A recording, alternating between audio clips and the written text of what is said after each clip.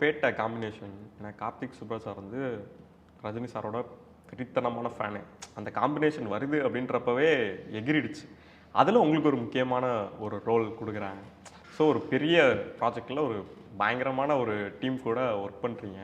Rajini sir கூடயும் உங்களுக்கு நிறைய காம்பினேஷன் சீன்ஸ் இருக்கும். ரஜினி சார் செட்டில் இருக்கும்போதே இப்படி பயங்கர ஒரு யங் ஆங்கிரிமேன் மாதிரி தான் இருப்பார்லாம் சொல்லுவாங்க. அப்படி தான் இருப்பாரா? ரொம்ப அமைதியாக கூலாக, இன்றைக்கி தான் ஃபஸ்ட் டே வந்து இண்டஸ்ட்ரிக்கே வந்திருக்கேங்கிற மாதிரி தான் அமைதியாக உட்காந்துருப்பார். அதுதான் சூப்பர் ஸ்டார். அவருக்கு வந்து எல்லா நாளும் முதல் நாள், இன்னைக்கு தான் இல்லை, எல்லா ஷாட்டும் முதல் ஷாட், எல்லா நாளும் முதல் நாள். நான் சொல்கிறது அந்த சுறுசுறுப்பு இருக்குல்ல, அது எப்பவுமே இருக்கு. டயலாக்லாம் ப்ரிப்பரேஷன் பண்ணிகிட்டே இருப்பார். டக்கு டக்கு டக்குன்னு அப்படியே யோசிச்சே இருப்பார். மைண்டில் நிறைய வேரியேஷன் ஓடிட்டே இருக்கும். ஒரு அந்த டைலாக் எப்படி பண்ணலாம் அப்படின்னு. அதை நான் பார்த்தேன். நான் அவர் ப்ரிப்பேர் பண்ணது தூரத்தில் அப்படியே நடந்து இந்த பக்கம் நடந்துகிட்டே இருந்தார். எதுக்கு நடந்துகிட்டே இருக்காரு அப்படின்னு பார்த்துட்டே இருக்கிறப்ப தான் டயலாக் சொல்லி பார்த்துட்டு அந்த பக்கம் ஒரு தடவை இந்த பக்கம் ஒரு தடவை வேறு மாடுலேஷனில் சொல்லி பார்த்துட்டே இருந்தார்.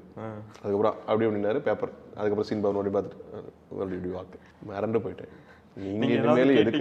நீங்கள் இதுக்கு மேலே என்ன சார் பண்ணணும், எதுக்கு சார் இவ்வளோ மெனக்கெடுறீங்கன்னு. பட் அப்படிதான் இருக்கும். அதனால தான் அவர் சூப்பர் ஸ்டாராக இருக்காரு. அன்னை அன்பான சுவைக்கு அன்னை மசாலா.